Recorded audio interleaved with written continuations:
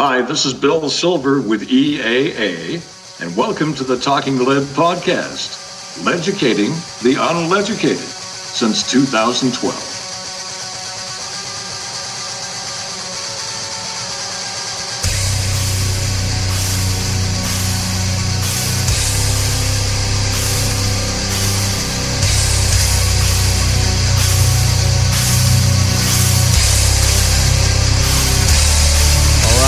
All right, lead heads, welcome back to another episode of the Talking Lead podcast. This is episode 323. Rocking right along here toward the end of the year. Checking out some great shows for you lead heads. If you didn't get a chance, make sure you go back to the last episode, 322, where we had our cast and crew from the Texas Hog Hunt, where we took out 3 Vietnam vets and had a blast with those guys, figuratively and literally. Took down some big old hogs, got some coyotes, and killed some brisket too. We had a great time. So make sure you go back, check out that episode. Sheepdog Impact Assistance made all that possible. Go check them out at sheepdogia.org and make sure you donate. So this week, got some very special guests coming to you from different areas of the country. We've got our good buddy Bill Silver with EAA joining us. Bill, welcome in. Well, thank you. Hey, thanks for having us, Mark. We appreciate this. And for those who don't know what EAA means, that's European American Arms Corporation. You guys are importers of some of the finest firearms, handguns, long rifles from around the world. We think so.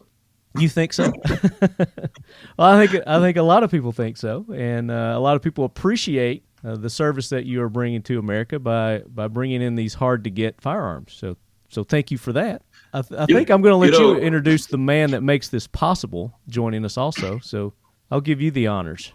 I will do that, and I'm happy to do that. Although I've known him for many years. I've only been involved in the company for several months, but this is Keith Bernkrant. He's the owner and the president of EAA. He has worked long and hard over the last 30 years trying to develop the reputation that he's got, and that is to bring in quality pieces at fair prices. And Keith has agreed to join us today, cut out of his busy schedule a little bit of time for us, and we got some exciting things to let your audience know about. So we're happy to do that. Very cool. Keith, welcome in. Thank you for allowing me to join the show today, and I'll try to help answer questions about the company and do whatever. You're going to do more than that. You're going to jump in and ride that Jackwagon train with us and the Lead Force One. We're gonna have a good time today. You got it. Thank you guys again for taking the time to join us. The reason this all started is Bill reached out to me a couple of months ago and introduced me to a shotgun that they are carrying, the Girsan Gobbler.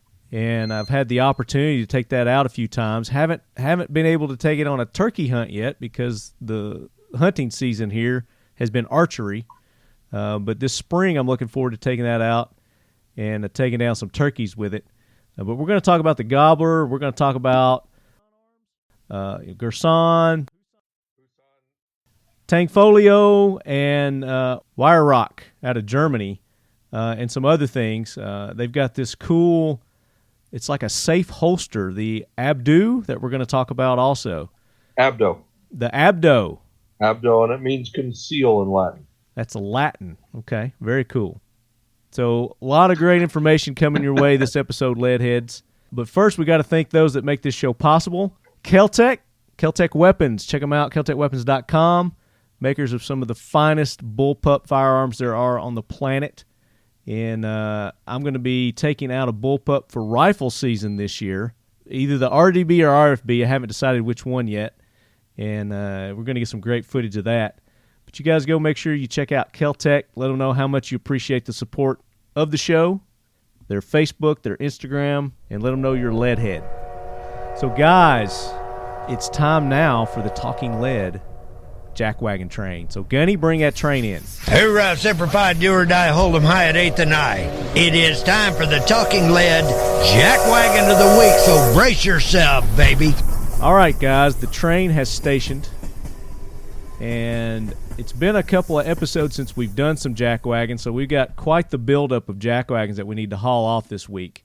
And I'm just going to go through here. Mark Peck, Leadhead Mark, sends in this email, says, headline talks about how the AR is now available in pistol format. Then never talks about ARs actually designated as pistols. It talks about pistol caliber carbines shooting handgun calibers. So what he's talking about is he sent this article in, and I'll put a link in our show notes that you guys can go to.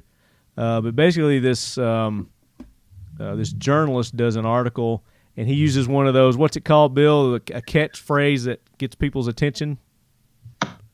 Like a shock headline kind of thing. Okay, headline, yeah. Yeah, so he says the AR-15 now comes in a pistol format, and then in quotes and question mark, how? Like, how is this possible? But all he does is go in and he talks about pistol caliber carbines. He doesn't talk about what makes a pistol and a rifle and whatnot. So very misleading, I guess, is why he wants to throw this guy on the Jackwagon train. And the author's name is Kyle Mizokami. And it's on the nationalinterest.org is where you can go and find that if you guys are interested. But I'm not going to go through and read his whole. I mean, it's actually pretty good about pistol caliber carbines, but his headline and his story don't match. So I kind of get where you're coming from there, Mark. So, yeah, we'll throw him on the Jackwagon train. So our next one comes from Kenny Ortega, Leadhead Kenny. And sorry I missed you, Kenny. Kenny was up in my neck of the woods at Camden at Tactical Response taking some training courses with James Yeager, and we tried to hook up, but the weather was too bad, and we weren't able to hook up. So next time, Kenny, give me a shout. We'll go out for dinner. So he sends in this one, and this is one of those, social, how you feel about things, certain things, but I'll read it briefly. It's James Younger, who is 7, to have Texas judge decide fate amid parents' gender transition battle. So basically what it boils down to is this mom and dad got a divorce. I think the mom has custody, and they're twin boys, and they're both 7. And one of them, based on going to some psychologist or psychiatrist, has determined that this boy is identifying as a female. Whatever. I don't know what criteria they use. I don't know the credentials of this person. And that they are recommending that they do hormone therapy to this 7-year-old. So that's basically the gist of that story. I'm not going to get into the whole political aspect of it, but I think it's pretty ridiculous that they're deciding the fate of a 7-year-old. I mean, what 7-year-old is clear-minded enough to make a decision like that on? I mean, they can't even decide what toys they want to play with today, So I think that's completely ridiculous that they're making that kind of life choice for a 7-year-old. Yeah, I would agree. I heard about some Siamese twins once, Lefty, and they actually they moved to London so the other one could drive for a while. I like that one. I mean, that's just loving, caring siblings right there, right? Absolutely. Looking out for one another. I like that. All right, so good one, Kenny. Appreciate you sending that one in. This one comes from Leadhead Jason Edgar. The coach of a New York high school football program was suspended for 1 game for allegedly allowing his team to run up the score. I'm not putting the coach on the train. I'm nominating the people on the committee for making a policy to not win by more than 42 points. We are teaching our kids to be soft. The ideal of not hurting someone's feelings is not working. Where are our toxic men? Little plug for the Toxic Man podcast. So yeah, we had the guys from the Toxic Man podcast on a few episodes ago, and this definitely seems to be the watering down of our manhood. So you guys can go check. I'm not going to read that whole thing, but basically the gist of the story is this football coach was put on blast or put on notice because 61-13, I think, was the final score. But I mean, that's part of the game, you know? And that's part of teaching teaching your kids, your children, that, you know, everybody can't be a winner, and how to act, how to react in the face of defeat. Makes you a better person. Life lessons, true. right? Not everyone gets a trophy. It's just the way it is.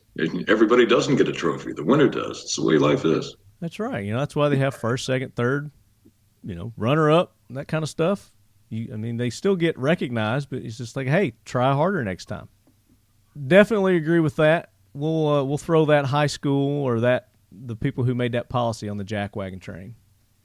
And Keith, feel free to chime in. Well, I'm listening and thinking about all that's changed in our lives in a short time. Yeah, I mean, I can think back when I was in, not even high school, but even before that, you know, when you were doing like the pee-wee football and the pee-wee baseball and stuff like that.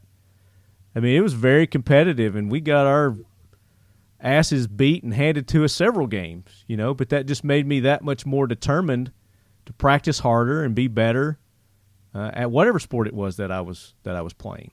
And I think that made me a better person for it. I mean, it gives you that don't give up kind of attitude.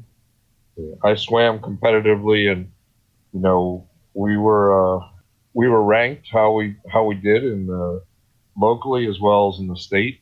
There was never everybody should be treated the same. Exactly, because everybody's different. You know? Yep. Everybody reacts to different stimuli. And I spent a lot of time in Russia working, and I can tell you that system of treating everybody the same didn't work and doesn't work. It absolutely doesn't. So do you guys have any Jackwagons? You got anybody you want to call out for being an idiot or just doing something stupid or something that's just getting under your skin? Well, I could give you a Jackwagon. I had a woman parked in front of the building the other day. Okay, and in front of the building it says, "Do not park. Employees only. Violators will be towed away." And she explains to me that she's just waiting for the building next door to open. And I said, well, we don't like anybody to park here because, you know, there's firearms in the building and all that. Yeah. And she's with her daughter. And I said, look, I asked you nicely to move. So she just pulls up to the next building, which is ours too. Same signs, same everything. I walked back over to her and I said, you know, ma'am, I asked you nicely to move along. You know, we don't want you parking here. And she says, you know what? I'm going to report you to Yelp. Yelp? I don't even know what the hell Yelp is. Did you go, ooh, I'm cringing? I have no idea what Yelp is.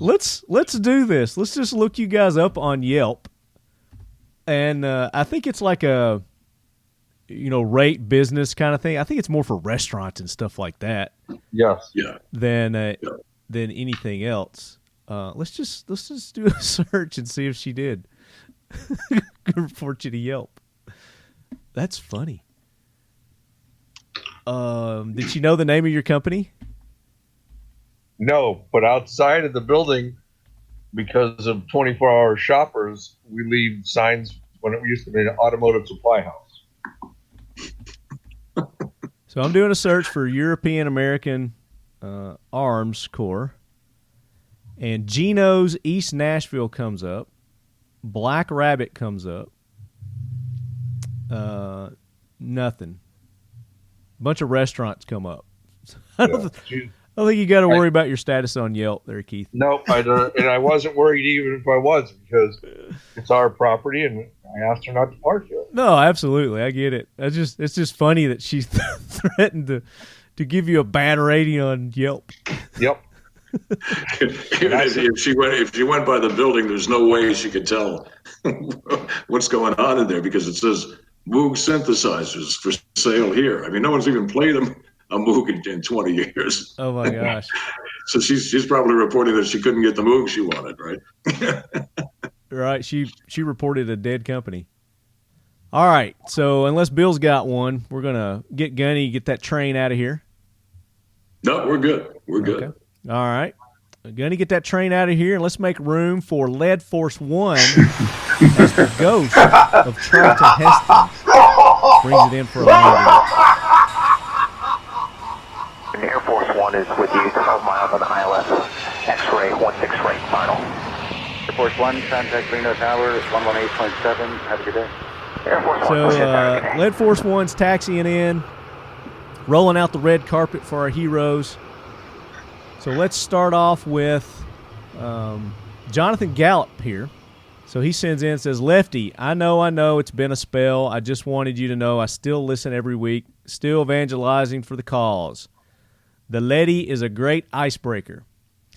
So Keith and Bill, what the Letty is we have our own tumblers, our own mugs for the Leadhead Brigade. And they're called the Lettys. We call them the Lettys. They keep your drinks minutes colder than a Yeti. Is the Talking Letty, the evil black assault mug. Get one today. Don't be a snowflake. So that's what our Letty is. So anyway, it says, check it out. The wife defended her husband while she was 8 months pregnant with an AR-15. There were multiple attackers and everything. And somehow, I'm sure it won't make national news, but that's our battle ahead. And I've got a couple of you leadheads that sent this one in. There's several of you sent this one in for a nomination, this lady that saved her husband from these attackers. Austin Whalen also sent this one in. Austin says, howdy, Lefty. This lady should get a ride on Lead Force One. She saved her family using AR-15. She may be a little too pregnant to fly right now, but she still deserves a ride. And I absolutely agree. So have you guys heard this story? Yeah, I read it in news the other day. Yeah, so I think it's getting a little more coverage than what we were thinking as Second Amendment supporters, which is good. I'm glad to hear that. The story is, for you ladies who haven't heard it, pregnant Florida woman uses AR-15 to fatally shoot armed intruder. 2 armed men broke into the house and pistol whipped her husband. And I saw pictures of him. They did him over pretty good. He got beat up pretty good. It says, before wife pulled out their legally possessed weapon and opened fire. So these 2 home invaders break in, and I guess they're shouting demands. They get the husband, overtake him. They're beating him with the pistol, and the wife grabs the AR-15 and starts blasting the intruders. And she hits one of them, I think a couple of times, and they both fled, got out, but the one that she shot, I think they found him dead just a little bit outside their house in a ditch. And then the other guy got away. They haven't found him yet as I'm reading this story. But there you go. I mean, home defense, the argument of nobody needs an AR-15. I mean, without that, who knows what would have happened to the guy and then eventually to the wife and their unborn child. And I think they had 2 little kids in the house as well. So bravo for her. And I don't know if it gives her name or not, but she is definitely, she's getting first class. I mean, all the seats are first class on Lead Force One, but she gets to ride up front. So that's a good nomination, guys. Thanks for sending that one in. Jason Edgar, he's countering his Jackwagon with a hero here. And this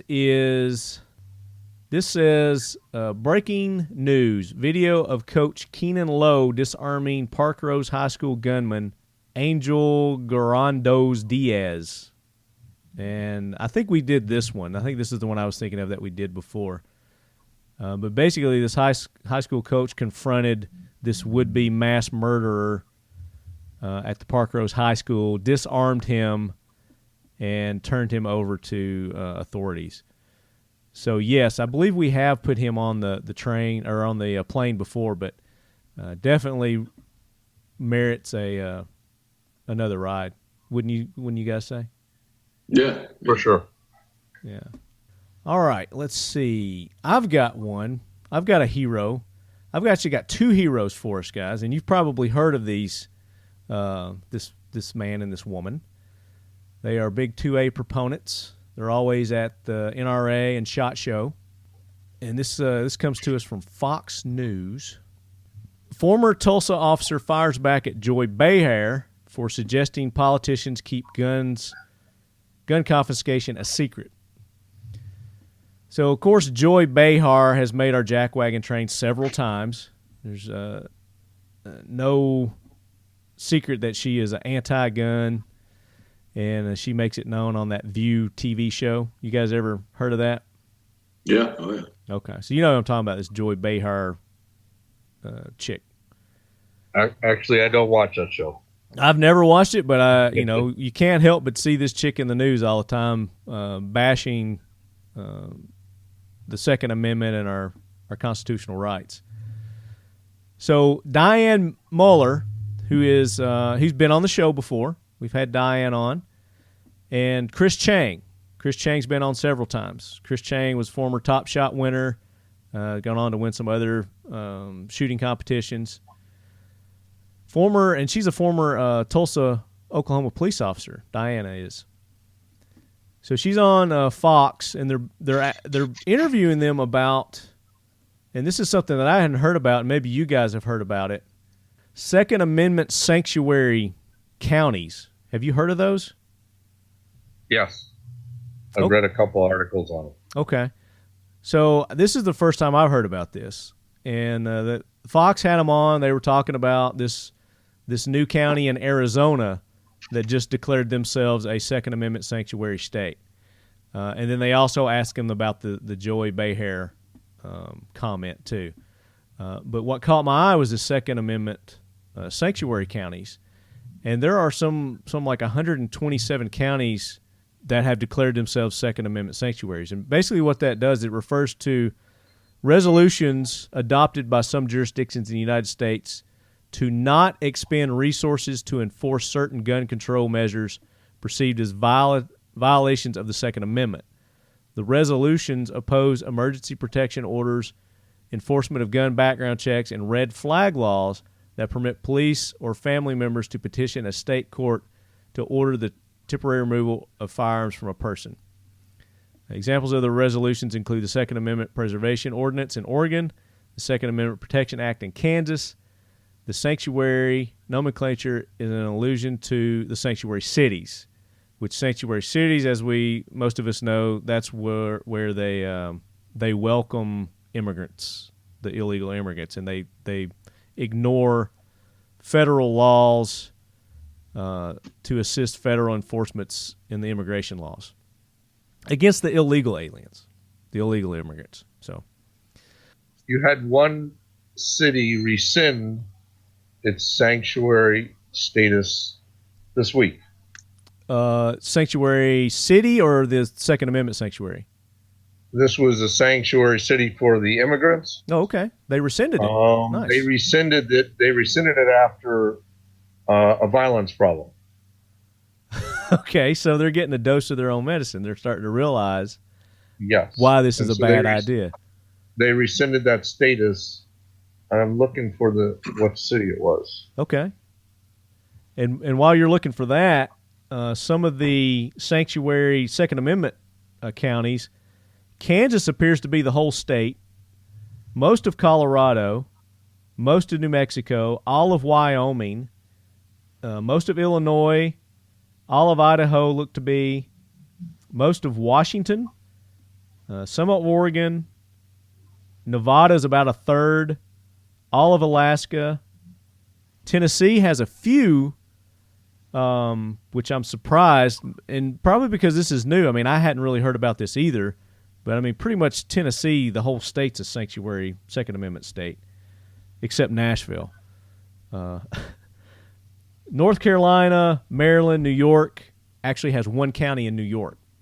Nothing in California, no surprise there, but there are some counties in California. Don't mistake the whole state as being anti-gun, because they're not.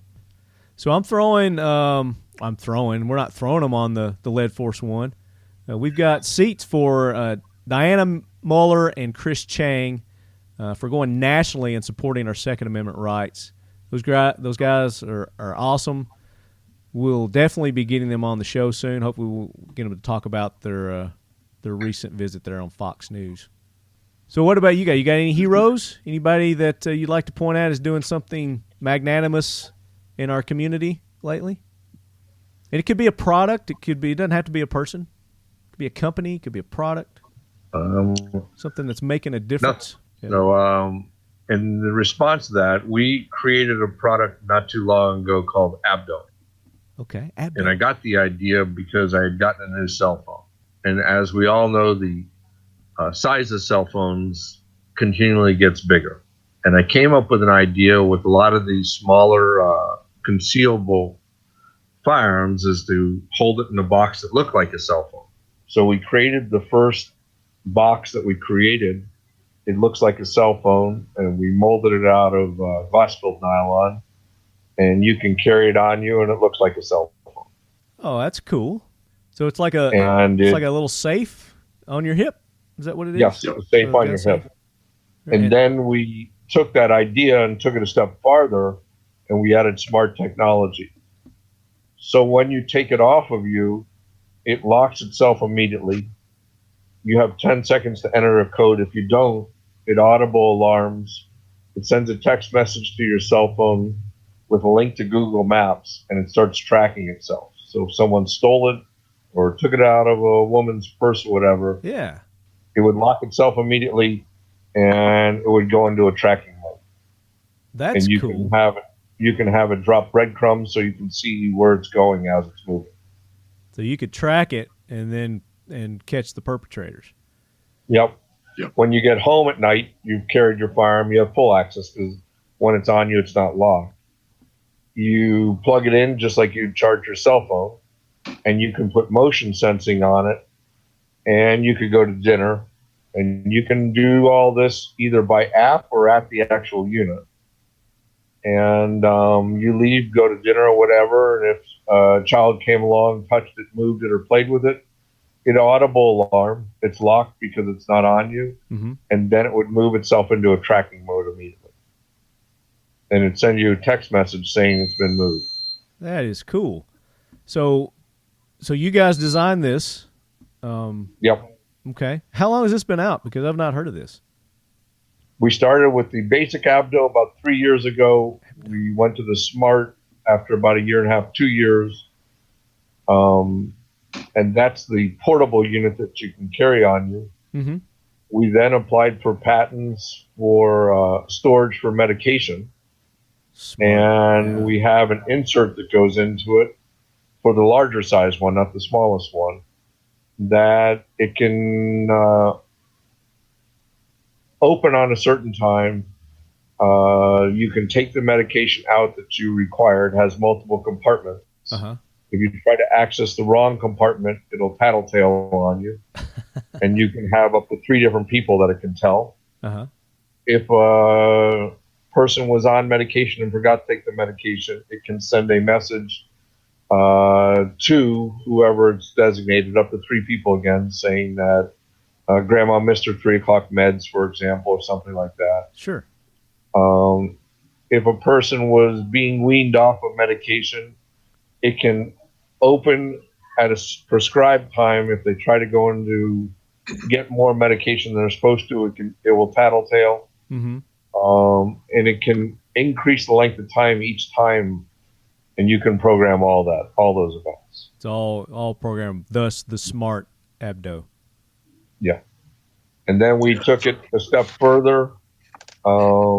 We have for your car what we call car ABDO, or Robo ABDO, we call it. Robo. And it lifts the gun up and puts it in your hand. The door rolls down into the case, and that's actually its SEMA on display now. And that's full production for the not smart version, and then smart version is right behind it. But that's on display at SEMA right now, and they're actually can start taking orders because we're full tooling on that now. Okay, very cool. So if I've got the ABDO on my side and I want to access it, how am I accessing my firearm? How does it release to give me access to my firearm? The ABDO, the door pops open. It kind of opens like a laptop, like the slide button on an laptop to open, and then the door falls open. The gun rests on a barrel pin, and it's right there in your hand. How does it know that I've got it on? Before you put it on, you enter your personal code that only resides at the ABDO, Okay. and then clip it on a belt or on the side of the purse. It's very simple technology. It's just contact. You break the contact when you slide it on your belt or on the edge of a purse or wherever. Okay. And once you remove it from that, it immediately, the two metal pieces contact, and it locks itself immediately. Gotcha. So I'll tell you the one thing I was really impressed with that ABDO, whether it was he called it the robo or the presenter or whatever, is the portability, because it comes with a base that you can actually locate wherever you want it. You could have that base next to your bed. You could have it in the car. You could have a third base on your boat or your RV or your camper, and all you do is you take the gun and you pop it into the base. You get the same type of action, same type of security, and same access to your weapon wherever you want. It's quite a unique tool, and it's safely storing weapons has been an issue for a long time. There's nothing new about people wanting to do it and do it right. This does it about as well as anything I've ever seen. Absolutely true. Yeah, I mean, I'm just, and as the leadhead knows, the leadheads know, when I hear something like this, I mean, my brain is like churning right now with all kinds of other applications that you could use, for this. Traveling, on airlines, do you have one that's FAA approved or Yep, it has in it TSA? It has in it an airplane mode, so you can put your valuables in it while you're flying, lock it, and if someone tried to open it while you were sleeping, it would audible alarm. Well, what I'm talking about is traveling with a firearm. That they, you got to have a certain case and this, that, and blah blah blah. Do you have one that's, or maybe we have not submitted? We have not submitted to FAA, but we have the ability to be in luggage, inside the luggage for other items. Yeah. The one that mounts in the car or mounts in your house or wherever, and you go to the smart version of that utilizes your cell phone. So when you walk up with your cell phone, it unlocks. When you walk away, it locks itself. Okay. So at night, you can have it mounted in its holder by the bed. While you're sleeping and your wife's sleeping, it can have up to 5 devices that communicate to it. When you leave for work, it would still remain unlocked. It's when the last person in the area leaves with their cell phone that it locks itself. And after a period of time, it goes into an armed state. And if someone touched it, harassed it, moved it, audible alarm, text message, Google Maps tracking the device. Now, is there a remote release for that? Let's say you're at work and it's locked, but for whatever reason you need to unlock it. Can you remote unlock that? Sure. There's an app on your cell phone. You just go in and you can unlock it. You can arm it if you forgot to arm it. It depends on how you set it up. That's great. And I love innovation, and you guys definitely, that is an innovative product right there. Absolutely love it. Well deserving of a seat on Lead Force One for that. So, and where can they go? Where can our listeners go and check this out? www.theabdo.com. Okay, theabdo.com, and then you got a link on your EAA website as well. We keep two separate because a lot of the internet, when it has firearms in it, is not allowed to advertise. So the ABDO sits on its own because it has more uses than just firearms.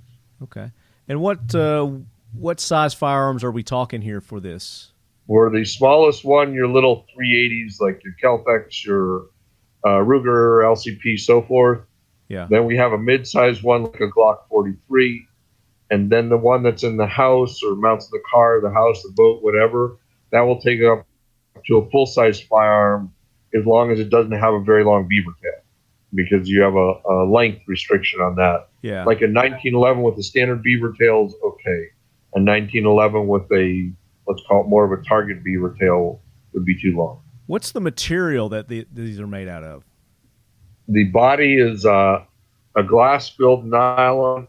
The one for the car or the house is glass with minerals, so it's quite strong. It'd be like a Pelican gun case that's similar to that material. Okay. And then the door on the one that mounts the car, the house, or whatever, that door is linked like a watch link, and it's made out of steel, and the door rolls down into the device. Very cool. Now, we were at a trade show a while ago, and Keith was blowing people away because he had this ABDO set up, and he said, "Okay, let's, for the sake of argument, let's say this is in my car. I pull into a parking space at a convenience store. No need to fiddle with it and get my gun out and protect it and all that." He said, "I simply exit the car. He walks 10 feet away, click, it locks itself." He says, "I go in there, I grab a soda, I come back out, I get within 10 feet, boom, and his gun is accessible to him again." I mean, he was just blowing people away. Yeah.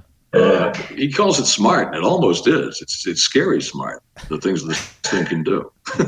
We can set that distance from 2 feet to 100 feet. That's all programmable. It's all software in the device. You set that distance when you're using the device. It's all part of the setup. Okay. And one of the main reasons why I was asking what material it's made out of is, are there plans maybe to do rifle cases? We've been asked by LE because we presented it law enforcement for a long gun case. We'll utilize the same idea again where the door rolls into the device. Mm-hmm. The problem with all the, let's call them safes that you carry in your car today is the door, it has to have a door that opens. Or the weapon swings out. In the case of the ABDO, the door rolls into the device. And we'll do the same thing for a long gun. We'll roll the door into the device and then lift the weapon out. Okay. Cool. Yeah, I definitely see applications in the LE military areas. We even built a holster and have presented it at LE shows. We didn't take it to production because we've been working on the car one, which is what everybody really wants us to finish. Mm-hmm. But we created an LE holster that's level 3. We can engage the body camera. We can tell the body camera to engage. We're one of the only holsters that I know of that we query if the body camera is smart enough. We can query the body camera. So we can, in an event like a football game or a concert or whatever, today law enforcement, if they have a body camera on them and they need to access their firearm, they don't truly know whether the body camera engaged. Mm-hmm. We continually query the body camera if it's smart enough and make sure that the body camera has acknowledged that it engaged. Oh, wow. When you leave the holster, an officer gets home at night. Today, an officer locks up his firearm, hanging on a nail up high. They have children in the house, but it's truly not attended. Sure. In the case of the holster that we created, they can lock the firearm into their holster and put motion sensing on. So the holster becomes a safe. Nice. When they need to go on duty again, they enter their personal access code, the holster unlocks. And the only way to lock the holster down is there's a sequence of movement. So if they were in a fight or something and the holster wouldn't lock itself because there's a sequence of events that must be performed in a certain sequence, mm-hmm. and the holster wouldn't lock itself. But gotcha. Now, is this available now for LE? Or everything is done. Okay. Everything is done. No, everything is done. We have the designs, everything, but everybody said that they wanted the car ABDO brought to production first, so we've done that. Nice. Yeah, this is very cool. So Leadheads, check them out. TheABDO.com. EACorp.com. Yeah, there's a link there too. Very cool. So yeah, well deserving. Keith, you get a seat on Lead Force One for that innovation, man. Thank you. I'm digging it. And like I said, my head's spinning right now. I've got all kinds of other applications that I'm thinking of for this thing, but very cool. So you got a one-way ticket. You got to come up with something else, Keith. Otherwise, you don't get the round trip. They just take you somewhere. He's just flying around the flagpole right now. Yeah, definitely. We got quite a few new products that are pretty innovative. Well, do we get to talk about those today, or are they hush hush? Sure. No, we can talk about them. Okay, good deal. Let's get this Lead Force One out of here, and let's talk about EAA and these innovative products. Let's get to those. So tell us about EAA, the history of EAA, Keith. How did EAA come about? So EAA started a little over 30 years ago. There were 4 of us that started it, and we started importing Tanfoglio, Weihrauch, and we started from there. And then we grew. We were importing guns out of Spain until Spain stopped producing. We imported guns out of Italy all the time. Then I did quite a lot of work in Russia. I brought in Baikal. I brought in Ishmash, the AKs. I did that for 15 years. Sanctions came along and stopped that. We did ammunition out of Russia, and we kind of backed away from that during the threats of sanctions. Yeah. And now we're working on product out of Turkey, and we've had quite a good success in a very short time. Are you getting any kind of with all the things going on with Turkey right now these days? What's your feel about that? We have to remember that one of the biggest bases for the United States is in Turkey. I don't think we're walking away from that base. Yeah. So you think we're gonna mend our relations with Turkey, and hopefully they're not going to put any sanctions against any of the importation that's going on? I think that Turkey's very helpful to the country. They just don't publicize it. I just want to get a quick. We don't talk politics normally on the show, but with all that, anyway, that's kind of a current topic. So Girsan is one of the Turkish companies. That's the Gobbler that I've got that you guys sent. What else are you importing from Turkey? Well, the Gobbler is quite innovative in itself. If you look at the Gobbler shotgun, it ships with optics. I don't think anybody else does that. And before we accepted the optics, they had to run through an endurance test. And I found that a lot of the optics manufacturers were making the optics to be repaired. And I explained to them that I would rather see an optics that lasted than an optics that was repairable. And we worked on that optics, and it's pretty robust at this point. We didn't do the design work. We just tested it. Yeah. Because they were testing their optics with air gun testers, and they weren't testing the firearm. Okay, yeah, that's a little different testing going on there. Yes. Air gun is very intense on the recoil because it's a very sharp recoil. A spring-loaded air gun is quite intense, but it's not the same as a firearm or a shotgun. So what I like about it is that for a shotgun, it's got a wider field of view than some of the other red dots that are out there. And that for a shotgun, I kind of like that. I like that better than, some of the smaller, narrower red dots that are on the market. I've got a couple, and I put them on here and tried them with those. And for the shotgun, I mean, this wider field of view, I really appreciate that. So I like that design aspect of it as well. So you did good on that. And then, my favorite part of that optic is when you bring it up, you don't have to get rubbernecked, long neck trying to search for the dot, because we've actually cut the receiver. So instead of mounting the optic to a Picatinny rail that sits on top, the receiver's been notched out, and it's actually mounted at a height where when you bring it up, it's right where you need it to be. It really speeds up your search time looking for the dot and lets you acquire that target much quicker than you ever could. It works incredibly well. Yeah, that's a good point. Is that you guys have the Picatinny rail built in, like you said right there, and that gets you a little lower mounting option, so you're not so high up on it, and it goes perfect with your fiber optic front sight and brass bead dot that you got there too. You can easily pick those up through this if your red dot is off or you just don't want to use it. So yeah, definitely I like that. Talk about some of the other features of this. So if you turn your gun over, your loading port is not a standard loading port.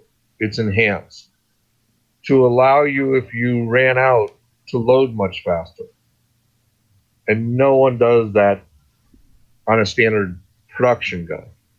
So we enhanced the loading port. Your controls are all larger than normal on the gun. What else did we do? That's 3.5 inch, 3 inch, and 2 3/4. The testing required that in one mag tube, it could accept 3.5 inch, 3 inch, and 2 3/4 in function. That's a pretty hard test because you're asking the firearm to, let's say, take a 2 3/4 round and the bolt move back far enough to pick up a 3.5 inch round. Right. Most companies don't do that type of test. And when we did the testing, we mixed and matched and different, mag tubes, different loads, and so forth with the 3.5 inch, 2 3/4, or 3 and 1 mag tube. It's a pretty hard test. The gun ships with 5 choke tubes. If you notice, the gun that you have has a pistol grip. Yes. You can get it with a standard stock, but the reason for the pistol grip is you have 2 points of contact with 3.5 inch. You have the ability to harness some of the energy or take away some of the energy with your hand and your arm, as well as your shoulder. With a traditional stock, you only have 1 point of contact, meaning your shoulder. Right. Yeah, I prefer the pistol grip myself, personally. The gun swings, points. I mean, you can be on target very fast with that gun, and that logic comes from 3-gun competition. And there's a version of the MC312 that comes out in January designed for 3-gun. It's only 3 inch or 2 3/4, but it swings nice. It has the quad loading. It has a much larger loading port. Oh, nice. And your Gobbler, your MC312 Gobbler, your mag tube threads are 870 threads. Mm-hmm. And it comes with an adapter in the box. The gun assembles a little bit different. There's a video online for even how to assemble it. Oh, it does different than the Gobbler for the 3-gun? No, they're both assembled the same, but the Gobbler assembles different than a traditional semi-automatic shotgun. But it's easy. It's very easy to do. You put your forearm on the barrel, then slide the whole entire assembly on. Yeah. It's really quick and easy. I did it as soon as I got mine in at the gun store. I I assembled it right there, and it took like 5 seconds. Yep. I mean, it was really quick. So, and then breaking it down, same thing for portability. Talk about the Cerakote and the camo that you've done on these. We have today a waterfowl pattern, I guess is what you want. The barrel is a brown color. The receiver is a brown color, and we have a camo pattern that, the turkey doesn't distinguish the type of leaves. He distinguishes a change in color. And so that gun is fine for waterfowl or turkey. We're actually going to have another pattern that we're going to bring out for those who want something a little more traditional. To me, that pattern is good for waterfowl, is good for turkey. It's good for anything. Yeah. The colors that you have, they're very earthy, natural tone stuff that would fit in with any kind of hunting that you're doing. But, like anything, everybody wants to put their own little personal thing to it. You can always Cerakote it yourself or hydro dip it or, whatever you want. But this comes standard this way, so to get it Cerakoted or get it hydro dipped, you're going to pay an extra, $500 for a job like this that they've got on this shotgun. But it's included. The red dot's included. The built-in railing is there. Your options between the pistol grip or the standard traditional stock. The butt pad, you got a really nice butt pad on this butt stock as well. So all that for a price tag of what? Less than $600. Years ago, I was involved in media. I used to do some television commercials, right? And I'm just listening to you go over the features, and we had a formula where we would say, how much would you pay for something that has this? Right? Don't answer because you also get this. Well, you also get the 5 choke tubes. Now, how much would you pay? Don't answer because you also get the sight. Now, how much would you pay? Don't answer because you also get camo. You also get pistol grip, and you get all those features. Fiber optics, yeah. The incredible low price of less than $600 MSRP. So 30 nothing easy sells for payments, MSRP. We know that. $600. So realistically, this gun probably sells for $540, $545, somewhere in there. I mean, it's No, absolutely. I incredible mean, value. for all the features and everything that you're getting on this shotgun, that's a ridiculously low price. And I've talked to some people about it that's had more experience with this shotgun than I have. And they compare it to the Benelli. They're like, I like it better than the Benelli. And what's a Benelli going to cost you? What, like $1,200, $1,500, something like that? Yeah, it's right around 14 and change, I believe, for its nearest competitor to this gun. And it's such a value. That's why this gun is really taking off. Dealers who are bringing them in are going through them very quickly and coming back for more. I know it's not turkey season in a lot of places, but that really begs another question. I always wonder, how is turkey the meal of choice for Thanksgiving when it's not in season? How does that happen? How does that work? Yeah, but anyway, we could stand the fall turkey season for sure, and an awful lot of these are going to be purchased as holiday gifts. We know that, and as soon as they come in, Keith, we're turning them at the gate, and dealers can't wait to get their hands on some more of them because they're all doing really well with them, and the gun it's a piece you can buy with confidence, and people are looking for that. Well, we did our homework on the gun, and with all the features, I mean, there's nothing that's competes. But yeah, great job with this gun, Girsan. I'm really enjoying it, and it doesn't have to be turkey. There's all kinds of other. I think quail season's open right now, and rabbit season's open, and you can always go shoot clays. There's nothing more fun than shooting clays. Yeah, and by January, you'll have a gun it will go against $2,000 custom shotguns. Yeah. And it's the same price as this Gobbler. And it's just called the MC312 Sport. The Gobbler's camo more for hunting, and the Sport will be a 3-gun gun out of the box at a level that no one will compete. Nice. Looking forward to that one. And that's somewhere around the first of the year we can look for that one? Yeah. But the Gobbler is available today, and it's the start of the work that we did on this MC312. We started with traditional hunting gun. Then we built the Gobbler for unique hunting, turkey, and so forth. Then we built the sporting version, the 3-gun version. And later on next year, I will bring a law enforcement version that no one will touch. Very cool. And is it going to be the lengthwise? What kind of length are we looking at there? We'll go 18.5-inch barrel, but we're working on a back end that will accept AR accessories. Oh, sweet. So the gun out of the box would allow law enforcement to make the changes that they want and customize the gun, and they're not spending big department money. I mean, again, you're in the same price range, retail for under $600. Nice. And that's optics, every feature that they could want. MagTube thread is 870 thread pattern. And the back end will accept AR accessories. And that's a 2020 mid-year or so, maybe first quarter, depends on how well along we go. So around NRA? NRA. Around NRA, we'll have that. Of course, NRA's in Nashville this year, my backyard, Nashville, Tennessee. Are y'all going to attend NRA? Oh, sure. We got a big group with NRA. Okay, very good. Good. Look forward to seeing you guys there. So Bill kind of alluded to his background. I want to talk about your backgrounds now. So we'll get to Bill next, but I want to talk about your background first, Keith. So how did you get involved with firearms in the firearms industry?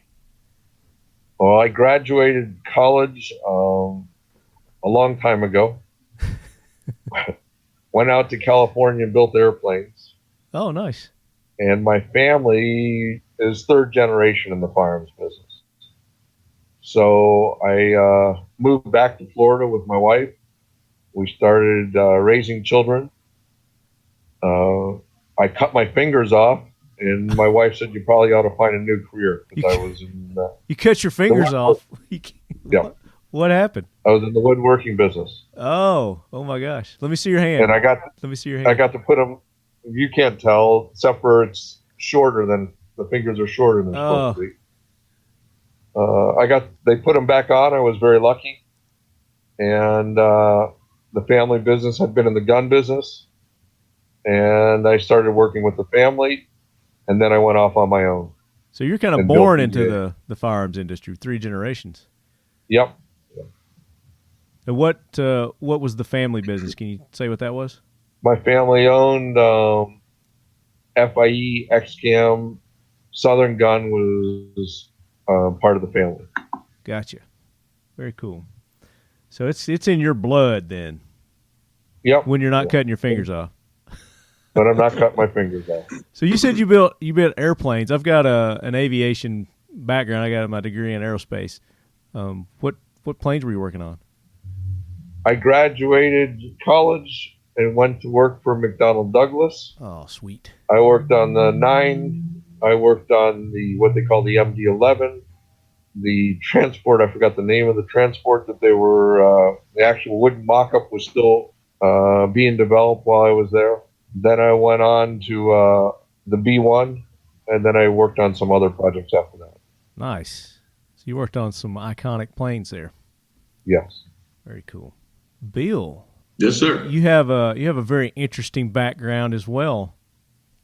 Well, I was your an English and communications major and in college, and when I graduated, I went into broadcasting because honestly, I think from the time I was 10 years old, the job I really wanted was to be a sportscaster. But there's only four jobs in every city. That's all. You know, you get your baseball, football, basketball, and hockey, and that's it. So you're really vying for one of 4 jobs.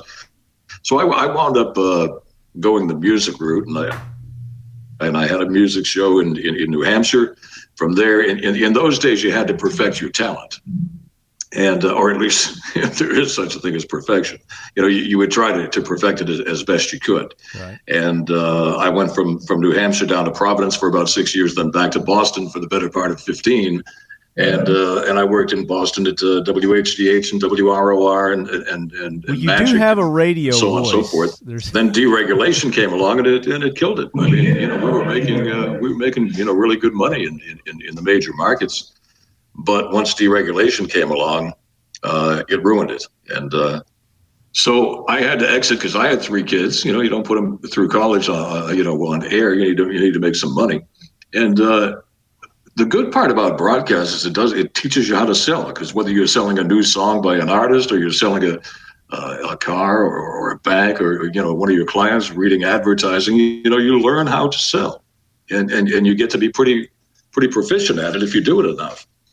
So I've always had an interest in the firearms, and I applied for a job at a distributor. And I got hired, and that was the beginning of a relationship with this industry that I've really grown to love, and I've been doing it many, many years now.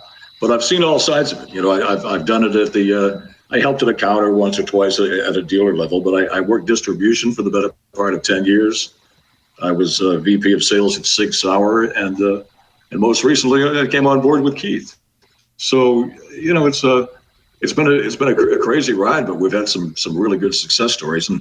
And I think the whole thing is, if you're dealing quality like Keith does, and he's a fairly innovative guy, I can pretty much count on some innovative and unique things coming down the pike that are going to be easier to sell, and they're going to be exciting to sell. And I know that this company is destined for bigger and better things than where we are now, and it's not bad now. So we're excited about it. And you're missing a big part of your background story there. I mean, come on. Spill it. Spill the beans. Come on, talk about it. What's the big part? Don't make me pull the teeth. Well, you alluded to it. You said you used to do this one where, but wait. Oh, yeah. Well, come on. Everybody has probably heard, or most people, I would assume, have heard of a little product called the Ginsu knife, and the Ginsu knife was mine, and I did the voice track for that, and we sold 5.5 million of those in 1995. You could do the math. I didn't make much money on that, unfortunately. I did okay, but not much. But the owner of that cleaned up, man. He's still laughing all the way to the bank and back. You're the iconic voice for that, So yeah, thank you. It's a gift. It really from is. that era, my era. I'm a little bit older, but the Ginsu knife commercials. They used to come on TV like every other, commercial was the Ginsu knife commercial, and do you remember your opening? Do you remember your opening? I do remember the opening. The opening was, in Japan, the hand can be used like a knife. And a guy would come down and whack a board and cut it. He said, but that doesn't work on a tomato. And he came down and splat, Right.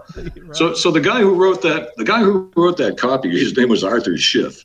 And he lives down near Keith now. And Arthur was copywriter, and he said, I picture somebody watching Casablanca for the 15th time at 2:00 in the morning who's had like 10 beers, and he has to get up and go to the bathroom in the worst way. And he says that commercial comes on, that guy's ready to go to the bathroom, and that opening line has to stop him from going to the bathroom and sit him down for the next 2 minutes to watch his spot. He says that's the mindset he gets in when he writes the copy for any of those commercials. And we had a bunch. They aren't all home runs, but we had our share of them. Well, we did. That was probably one of the most iconic, famous commercials ever. People are still quoting Thank you. Today. It was a lot of fun to make it as well, and I did that. We were all working in Providence at the time, and it was Arthur Schiff, the copywriter, and a guy named Ed Valenti who works Dial Media, Walsh Americana. I did that. That Ginsu ran in 3 different countries. They were actually coaching me in Spanish, which I don't speak a lick of hardly, and in German. And they wanted, because they were convinced it was my voice that was driving people to the telephone to pick it up and order the damn knife. There was. And I said, whatever you guys want to think, that's fine. I'll do some more spots for you. So the Ginsu knife was a huge success story. Nah, I've been dying for him to tell that story. Yeah. But no, when I was growing up, that was like on the TV, every channel, everywhere you go, is the Ginsu knife commercial was everywhere. You couldn't help but not be aware of the Ginsu knife, and that in Japan, the hand could be used to chop wood or whatever that is. And then they did the 2 with the foot, and going through the watermelon, and it was hilarious. Did you do the Ginsu 2? Was that you on that one as well? I did, yeah. Ginsu 2, the Ginsu 2000. Yeah, we did a bunch. Yeah. Oh, yeah. Oh. And do you know what we paid for most of that advertising? This is what will blow you away. Advertising is incredibly expensive, right? We paid nothing for most of those spots. Nothing. The way it started was Ed Valenti, the founder, and I were sitting around having a couple of beers. Ed was a salesperson at Channel 12 down in Providence, and I was working a 2-man morning show at JB 105, which was the FM rocker owned by the newspaper down there. And we're saying, how do we get to the next level here? Because, Ed says, my general sales manager has to either retire or die for me to move up. And I said, well, I'd like to be program director, but, he's not going anywhere. So I have to jump and go to a major market to make some money. So he says, you know what's a pain in the butt, Bill? He says, everybody blows their load at Christmas time. He says, in January, there's no commercials on. I said, well, yeah, that's true. I said, we used to call January the most musical month in radio because there were no commercials. Right. So he said, I'm going to go. And at that time, you had obligations with the FCC. You had to run a certain amount of minutes of public service time or what have you. So in January, all you'd see is join Vista, join the Peace Corps, join the Army, join all these public service type stuff would be on. And Ed says, I'm going to ask my boss if I can grab a couple of those 2-minute breaks. And he says, I get an idea. He says, a buddy of mine developed this thing where, and we did the commercial. It's why is this man painting his ceiling in a tuxedo? And it's because it wouldn't splatter on him, right? And there was a little thing called the Miracle Paint Pad. Uh-huh. And nobody even knew what the hell a paint pad was in those years. And we did the Miracle Paint Pad. We had 400 units, and Ed's boss allowed him to, I'll give you that spot for nothing. And Ed says, I'll give you a piece of the action if we sell these. We sold out the 400 units with 2 commercials in Providence on a Saturday afternoon. Nice. And I looked at Ed and I said, you know what? I said, this problem isn't unique to Providence. This problem is coast to coast. And Ed jumped on it. He left Channel 12 and started Dial Media, and the rest is history. Wow. We rolled it out nationwide. Very cool. Yeah, true story. Okay. Yeah, sorry for the long diversion. No, that was great. That very interesting. I know our lead heads are going to You're going to love that story. So we talked about the Girsan and what's coming out with the shotguns you guys got coming out. Definitely want, when you get closer to that tactical Girsan, get on the show and let's talk about it. Okay. As soon as that's ready to come out, we will get with you and get one to you. Besides the long guns, Girsan makes handguns. We've done some pretty innovative stuff in their handgun area, and we've only begun. In 1911s, we modernized their 1911 offering to start. Then we brought out 2 months ago the 1911 officer, we call it the Ultimate. And what we did there is meld the surface. All the edges have been rounded. We put a big beaver tail in for comfort. We put a very nice trigger in. We put a G10 grip. Mm-hmm. We cut a window in the grips and a window in the magazine so you could see the capacity. Dovetailed the front sight. We have a fully adjustable rear sight that's on an adapter plate. And then it also comes with the adapter plate to put optics. Okay. So nice. You have an officer model with pretty much everything that you could possibly want. Nice. And these are available now? Yes. In blue or black color, we call blue black. Sure. And with a G10 grip, or a dark earth color. Mm-hmm. And I guess they call flat dark earth today is the what it's known as. Right. In both of them, the grips are different color because the color of the gun is different, but still has a window, and it's available in 9 or 45. Very cool. And you're looking at under $800 for those? Less than that. Yeah. Okay. Very nice. And it is 3 pound or less trigger pull. It's a very nice gun. A very, very nice gun. Cone lockup in the barrel system. So using your standard 1911 mags? Use the standard 1911 mags, but since you have the window and the grip, your mag also has a window cut into it too. Oh, okay. The mags that come with it. Nice. That makes sense. Yeah. Then we did a match level, and then we did a match elite on a full-size government. And by SHOT Show time will actually be before the end of the year.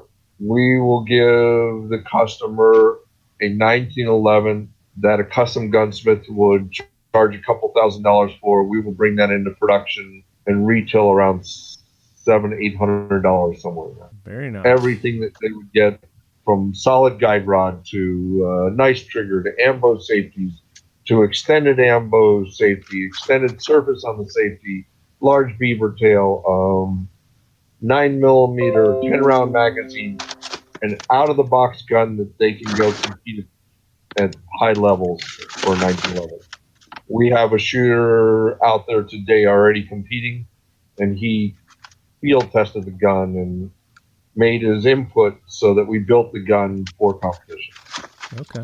I was checking the retail price on something. Another point, and Keith hasn't brought this gun into the fold yet, and to discuss. But I will tell you, a lot of people would say the last thing our industry needs is another striker-fired polymer pistol. But I'm telling you, the Girsan MC-28 has got it over most of what's out there for a number of reasons.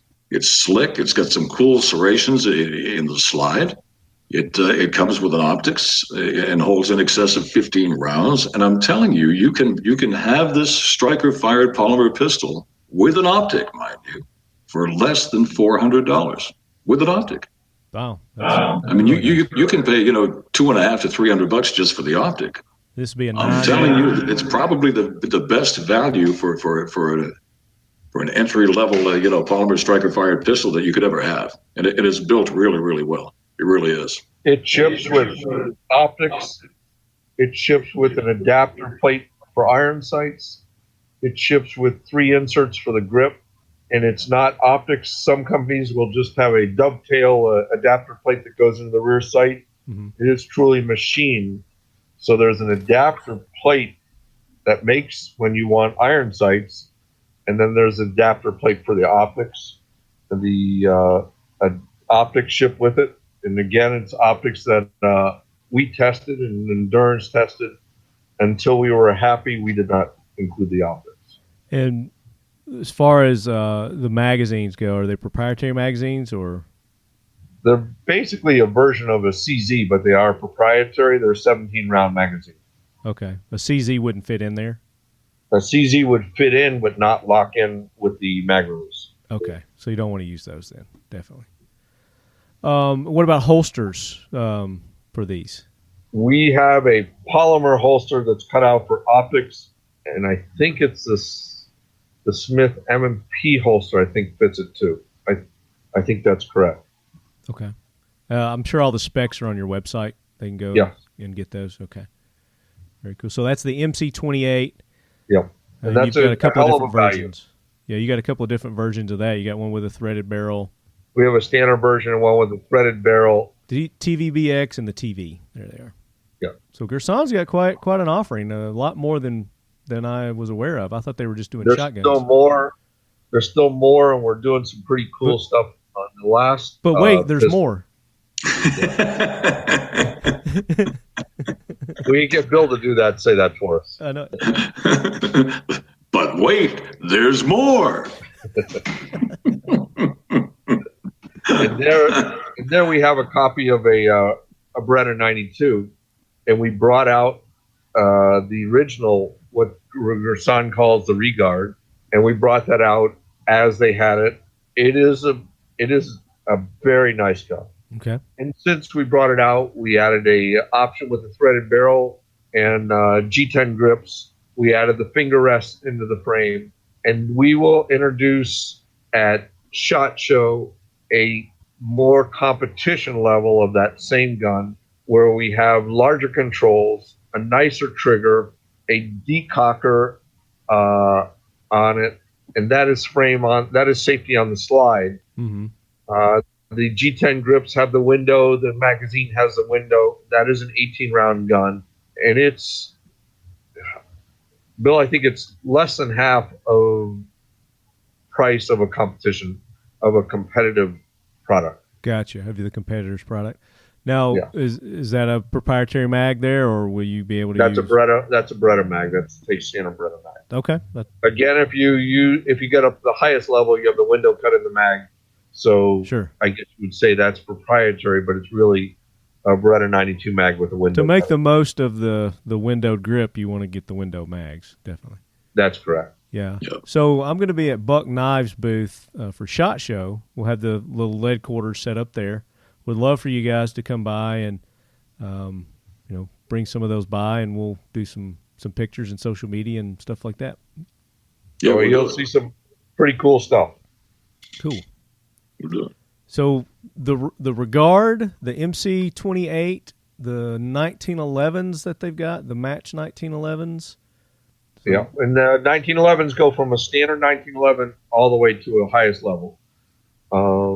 Then you have the MC312, the shotguns, and that pretty well covers Girsan. Okay, a nice offering from Girsan there. Yeah, good variety. Yeah. So, you know what I ask people to do sometimes? I know it sounds just a smidge hokey, but it still works. I say, if I were to blindfold you and give you a Kimber 1911, give you a Sig Sauer 19, which I know quite a bit about, and give you a Girsan, and blindfolded, I want you to do two things. I want you to rack the slide and pull the trigger, and tell me which one feels best. You know who would probably win that continually? Girsan. And it's less than half the price of the other ones. I'm just saying that's just the way it is. Yeah. And we're proud of them, and rightfully so. That gun is a home run, and it will grab a lot of market share. There's no doubt about it. You want to go to Tanfoglio now, or which direction? And where's Tanfoglio out of? Tanfoglio's out of Italy, and they're out of the Gardone Valley, same valley where most of your firearms manufacturers are at. That area in Italy started in the firearms business because of the availability of iron that was in that area. That's why Beretta and so forth were there.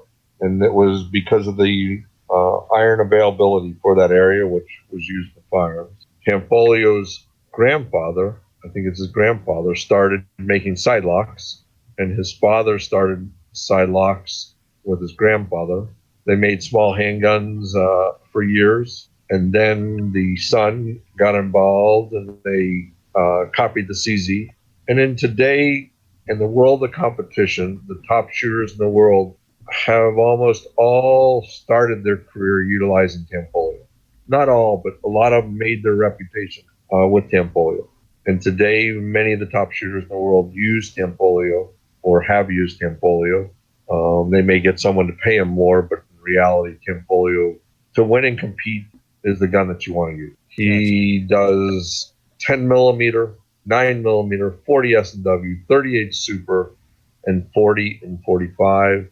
He even has a 22 conversion kit. Does polymer, does steel. He does all different disciplines of the weapons for competition, from stock production class to open class to limited class. They call that standard. Pretty much covers every spectrum of the competition handgun area. Has barricade mounts if you want to shoot barricade. Pretty much all the entire handgun area is covered by Tanfoglio in one configuration or another. Okay. Anything new from Tanfoglio coming out? Tanfoglio will have a new extreme line. It's a variation of the past line, just tweaked and upgraded. And then we will also bring out the stock 2 with optics. We will add optics. Okay. Very good. And they've got a wide variety of offerings with theirs too, all kinds of different variations. Oh yeah. On the Witness. Yeah, we could spend 2 or 3 hours going over all the different configurations and the features and why they added certain features. But he focuses more today on competition than anything else. Gotcha. And are they doing long guns? They do a bullpup in 22 long rifle and 22 mag, and he's one of the few that successfully made a semi-automatic 22 mag that works. Okay. And it's a bullpup configuration? The bullpup configuration. Very cool. And what he does make for law enforcement and military around different parts of the world. He makes an AR gun, and he also makes a sniper rifle that he's. They've even gone as far as made a. What's the gun that you see? I can't think of the name off the top of my head. That you see in the helicopters. That's full auto. Oh, the miniguns. Yes, he even makes a minigun. Oh, good grief! And he's done that for military as well too. Is it strictly military on those other long guns? Yeah. I'd like to see the sniper rifle. Sniper rifle is quite interesting. I've done a lot of work on that. He even made a full auto, like a subgun that he's got with very little muzzle rise on it. He does a lot of unique stuff. Very cool. Well, hopefully one day they'll offer their other long rifles to the United States. And he is about ready to bring to full production a striker fire on a CZ platform, interchangeable with many of the parts on the current Tanfoglio. Very nicely done. So let's move on to the next manufacturer. How about Weihrauch? Who makes our revolvers? The revolvers, yeah. Let's talk about revolvers. Probably one of the best values in the marketplace today.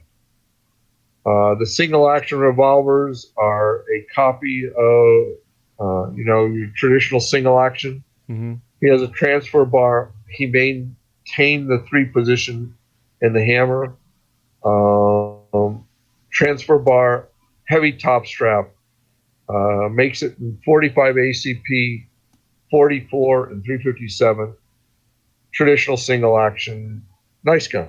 Mm-hmm. 2 barrel lengths, 4.5 inch and 7.5 inch. 3 finishes, nickel, case colored and blue. We've sold it for years under the model numbers, the Bounty Hunter. We've sold it for almost 30 years. Yeah, I've heard of the Bounty Hunter. Yeah. It's a well-known We make revolver. it rimfire as well, too. And in rimfire, it is, I think, the only full-size rimfire because it's built on the same frame as the 45 or 357, and it's 6 or 8 rounds, depending on what you choose. Okay. He then makes a double action, single action windicator. We've sold it for a long, long time. So this is a nice self-defense revolver right here, the Windicator by Weihrauch. By Weihrauch. Yeah, they've got several different versions here. They've got the snubby, and then you got the longer barrel, and then you got the what I call the Dirty Harry model, the extra long barrel. Yeah, 2-inch, 4-inch, and 6-inch is what we have. And those come in 357, 38. We really, I would say 90% of the business is 357. I would think so, yeah, definitely. Yeah, those look really nice. I like those. I like the look of those. Yep. A hell of a gun for the money. And what are we talking about on those? Like the MSRP is anywhere from $345 to the most expensive one is $448. Oh, okay. Well, yeah. For the so you'll see that of these, gun. yeah. So $340. That's $345 realistically is going to sell for $299 in the store. So it's going to be.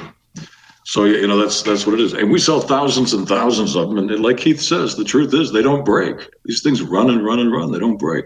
Yeah, they're tanks. They are. Not the prettiest gun, but well, for a revolver, Yeah. It's got that, that rhinoceros look to it. That sturdy, hefty, solid look. I like it. Yep. It's good. It's a good gun. So that wraps up the line of firearms that EAA is carrying. Great insight on some things that are coming. What else can we look forward in the future from EAA? We're working on a magazine-fed shotgun that's very close to AR, how it breaks down, how it is manufactured. Mm-hmm. We've tested it. We will probably bring that to marketplace, but we are not ready at this point. Gotcha. And it will be very price competitive. It's very well built, and it's a product that we're close to bringing out, but it's not in the current catalog for 2020, but it will probably be introduced in 2020. Gotcha. Now, earlier you talked about that you guys used to import AKs and kind of did some things with AKs. Any plans of getting back into the AK business with the resurgence of the interest in AKs? At this point, no. I mean, when I imported from Russia, Kalashnikov from Mikhail Timofeyevich was alive. I knew him. No, I imported a lot of, we called it the Sega. Mm-hmm. That's what was imported as. And I spent 15 years in Russia, working back and forth between the United States and Russia. Very good. So you got quite a bit of knowledge about the AK-47 then. So we do this other little show. It's called the Talking Lead AK Corner, and that's our sole focus is the AK-47. So maybe I should have you on one of those episodes sometime and pick your brain on the AK. Sure. I brought in a lot of those. I brought in a lot of AKs. They were called Segas, and I brought it in. Very familiar with the Segas, yeah. 223, the 762, the 12 gauge, the 410 and 20 gauge. We brought a lot of containers of them. So give everybody your website, your social media, where they can find you, and then if you've got some upcoming events, I know you're going to be at SHOT Show. You just mentioned that, and we're going to invite you guys to the lead quarters. Where can our lead heads find you guys? We'll be at SHOT. We'll be at the Great American Outdoor. Mm-hmm. Minnesota we'll be at NRA. Someone is at SEMA right now. And we do most of the distributor shows. We're out there quite a lot. LE shows, we do some LE shows. So we're some of the dealer shows, the big buy groups. We're involved there. Sure. Give your website one more time, and then your social media where they can find you on Instagram, Facebook, Twitter. Is www.eaacorp.com or www.theabdo.com. Facebook is EAA Corp, and on Instagram you can find them at EAA Corp. It's just EAACORP on Instagram. And then it looks like you guys are also on Twitter. You're on YouTube and Pinterest. I'm not even on Pinterest. Look at you guys go. Very nice. Christina does a good job on all that. Okay. So Leadheads, go find them on those social media platforms. Let them know that you're Leadhead. You heard them here on the Talking Lead podcast. Big thanks to all our sponsors, Kel-Tec Weapons. Check them out, keltecweapons.com. Modern Spartan Systems. Don't just clean your firearms, optimize them with Modern Spartan Systems line of oils and degreasers, and they even make a product for your vehicle called TVT engine oil additive, and I've been using it in the lead sled now for several years, as you guys have heard me talk about, and it works great. I put it in all my engine-driven products. So I put it in my lawnmowers, I put it in my generators, put it in everything. Works great. First Tactical. You guys get a little special Talking Lead discount code for First Tactical. You go to firsttactical.com and use the code FLEOA, F-L-E-O-A, and you're going to get 25% off, and then they're going to donate an additional 10% to FLEOA, the Federal Law Enforcement Officers Association. So make sure you go with the holiday season coming up. Go ahead and start buying your gifts. They got a nice selection of apparel. They've got knives. They got flashlights, and some really nice boots that I've been trying out here for the last 2 or 3 weeks, keeping my feet toasty. Back to Modern Spartan Systems, use the code TLCP15. You get 15% off any of the products at Modern Spartan Systems, and you get they're going to donate an additional 15% to Camp Patriot, which we had those guys on several episodes ago. A great veterans nonprofit organization. ASP USA, use the code LED20, and you're going to get 20% off any of their light products. Anything flashlights or flashlight accessories, you get 20% off by using that code. And then our buddies over at Medicine in Bad Places, they're getting ready to head over to Africa to help with some medical efforts over there. Some of our military men and women are over there, and they're going to go over and donate their training time and their products. But you can use the code Talking Lead at Medicine in Bad Places. You get 20% off any of their products. And then for their training courses, their medical training courses, use the code Talking Lead 15, and you get 15% off any of their training courses. So big thanks to all those sponsors, X-Steel Targets, Glock, and then of course, like I said, Kel-Tec Weapons. We're going to have those guys on soon. And we're going to be giving away that CP33, one of their newer 22 competition pistols. We'll be giving that away soon. Give you details on how to get that. And then our X-Steel Target Gong giveaway. Here's what you got to do. So I've got a video on our YouTube channel that I did with X-Steel Targets, and I was shooting a Texas Star, one of their AR-500 targets there. There were some other targets that we were shooting in that video as well. So I want you to tell me the targets that we were shooting, X-Steel targets that we were shooting, who was shooting, and what firearms we were using. And you do that by going to that video and then making the post on that video. And I'll give you a hint. It was about 3 years ago when I did this video, so that'll help you narrow it down to find it. And then the winner is going to get a set of X-Steel Targets AR-500 steel gongs. That's going to be the giveaway for that. So that does it for another episode of the Talking Lead podcast. As always, Leadheads, make sure that you follow us on social media. You're being engaging. You're liking our posts. You're sharing our posts. You're supporting those that support the Talking Lead podcast. That's how you become eligible to win all these awesome prizes that we're giving away, and that's how we get more to give away and these awesome discount codes. So until then, as always, Leadheads, keep your loved ones close. And your firearms, especially your Gobbler, closer. And your firearms closer, and make it a Tanfoglio. And store it in the ABDO.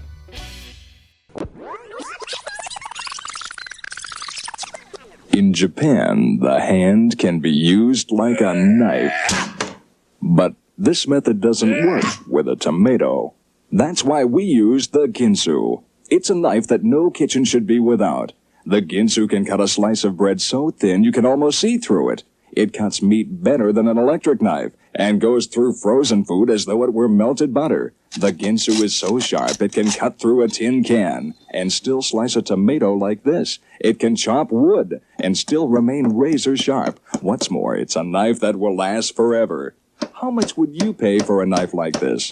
Before you answer, listen. It even comes with a matching fork to make carving a pleasure. Wait, there's much, much more. We also want you to have this 6-in-1 kitchen tool. It peels and slivers carrots, peels potatoes, and slices paper-thin potato chips. This amazing little knife even grates carrots, grates cheese, and makes beautiful decorative vegetables. How much would you pay for all these items? Well, we'll even give you this set of 6 precision steak knives. The handles even match the Ginsu. And to make the offer completely irresistible, you'll get this unique spiral slicer. Down and down, around and around, and you'll have a beautiful garnish for your dinner table. Now how much would you pay?